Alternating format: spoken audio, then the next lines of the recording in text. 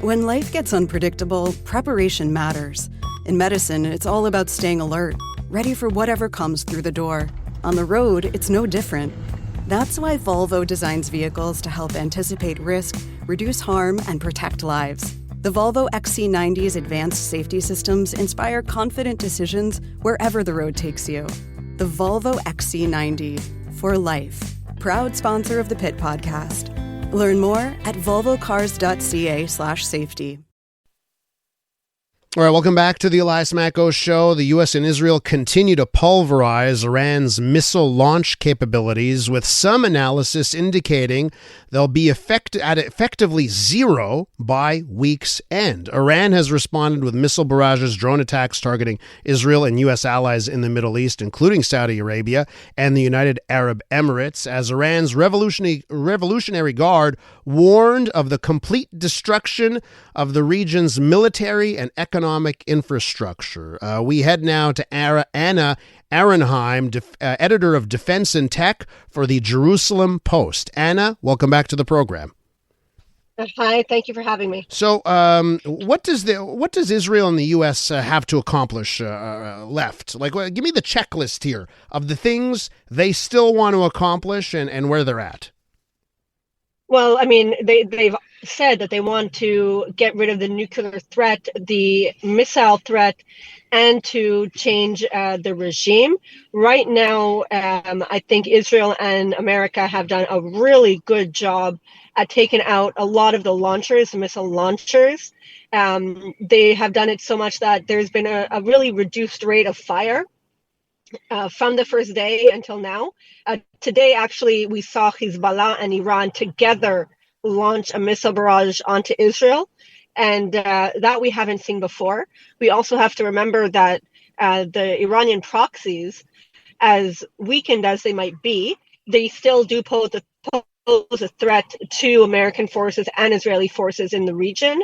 So that would also be something that needs to be dealt with. But I think getting rid of it by week's end, I don't think that's possible. I think that it's going to take a little bit longer because they do have a significant amount of munitions and missiles left. And as we speak, I'm watching a U.S. Stratotanker take off from Ben Gurion, very likely headed to take part in the war by refueling planes. And I think the American and Israeli joint operation, we've never seen that before. But when you put those two militaries together with all of the firepower that they have and precision munitions that they have, this is really something that could change the region. So going after, of course, military targets, missile bases, missile launchers.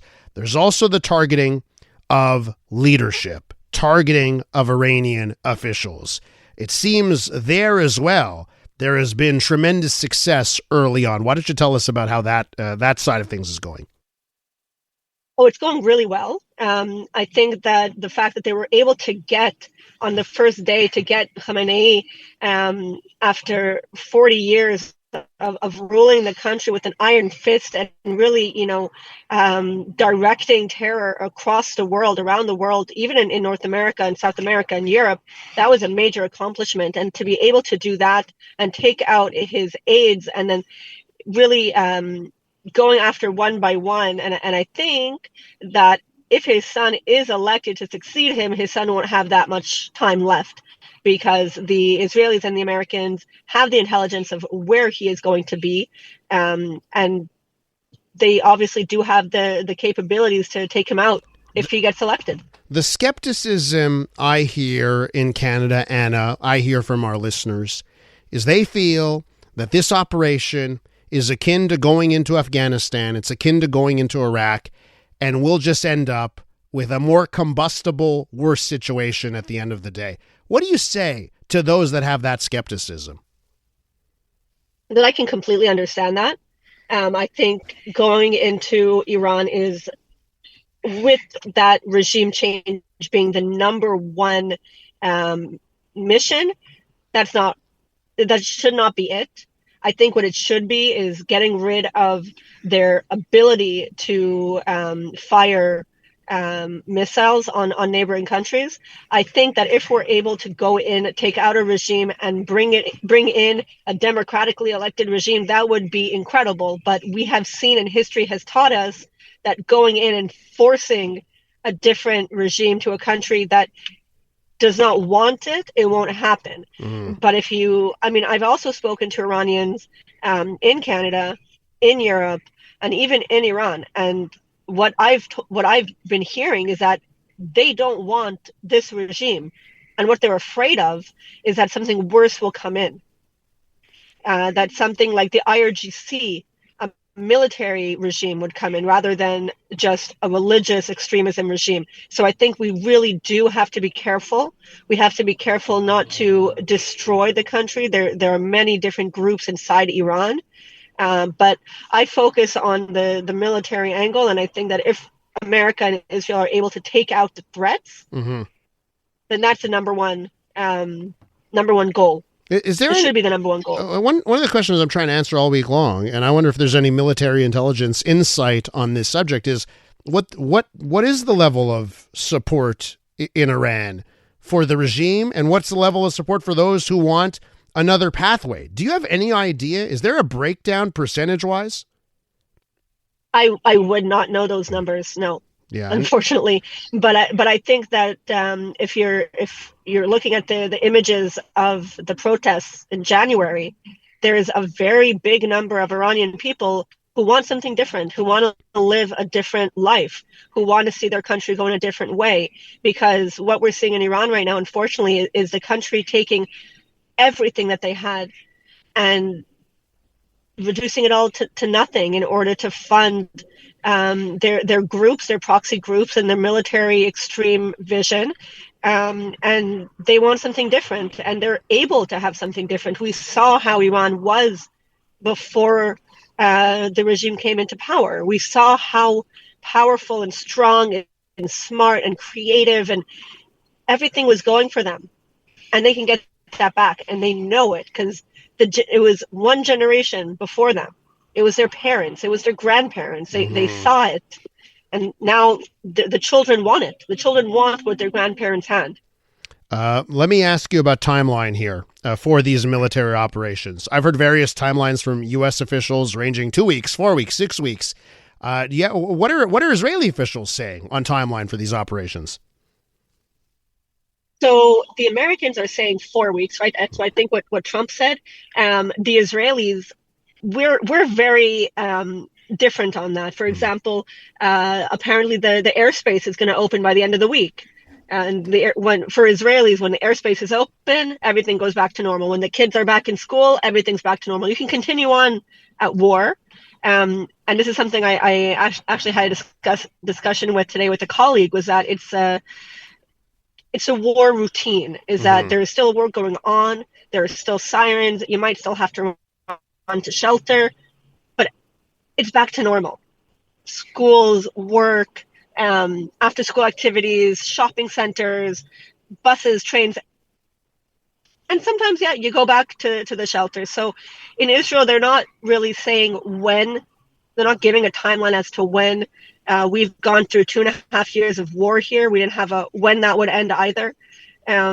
So I think that to be able to accomplish all of those goals, you can't do it in 1 week or 2 weeks or even 4 weeks. And it's a lot of work. Iran is twice the size of Texas. Exactly, right. And that's another difference here, is just the size of the territory. Can I ask you, Anna, with that in mind, and I'm juxtaposing what we've seen in Gaza over the last 2.5 years, where you've got to bomb civilian infrastructure to get your job done. In Iran, what's that situation? How much civilian infrastructure and other public infrastructure is Israel and the U.S. going to need to destroy to accomplish their goals? So I don't think Israel or America want to destroy any civilian infrastructure. On the first day of the war, there was the report of a girls' school that had been bombed with fatalities in that. And there were reports afterwards that it was part of an IRGC Basij infrastructure, that the school was within that. And I think that just like in other war zones and in other countries, that there are military installations, security installations spread throughout civilian infrastructure. Unfortunately, that might get hit. And one of your listeners was saying before, this is a war. People are going to die. And as awful as that sounds, that's unfortunately what happens. But I think when you're able to take out infrastructure in a precise way, for example, striking Iranian radio or television, which is supporting the regime, that's civilian infrastructure, and yet it's supporting the regime. And so it does get the message across. Anna, I have to leave it there. I want to thank you for being generous with your time this morning. Thanks for touching base with us. Thank you for having me. Anna Ahronheim is editor of Defense and Tech at the Jerusalem Post. Canadian women are looking for more out of themselves, their businesses, their elected leaders, and the world around them. And that's why we're thrilled to introduce the Honest Talk podcast. I'm Jennifer Stewart. And I'm Catherine Clark. And in this podcast, we interview Canada's most inspiring women. Entrepreneurs, artists, athletes, politicians, and newsmakers, all at different stages of their journey. So if you're looking to connect, then we hope you'll join us. Listen to the Honest Talk podcast on iHeartRadio or wherever you listen to your podcasts.